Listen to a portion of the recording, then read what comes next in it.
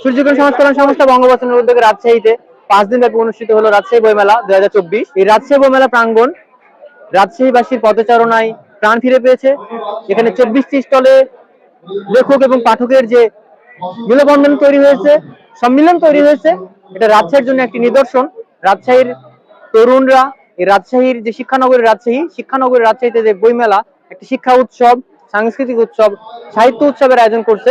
এটা সত্যি রাজশাহীবাসীর জন্য একটি সুন্দর এবং তাৎপর্যপূর্ণ আয়োজন। যে সকল মানুষ রাজশাহী বইমেলায় এসেছে তাদের প্রতি আমাদের ভালোবাসা রইল, এবং আমরা আগামীতে আবারও রাজশাহী বইমেলা করতে চাই।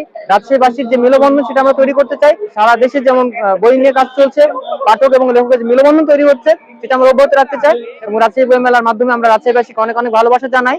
আপনাদের সহযোগিতায় এই রাজশাহীর শিক্ষাঙ্গন, রাজশাহী সাহিত্য এবং সাংস্কৃতিক অঙ্গন এগিয়ে যাবে। আবারও রাজশাহীতে এই তারুণ্যের উৎসব, শিক্ষা উৎসব, সাংস্কৃতিক উৎসব আয়োজন করতে চাই।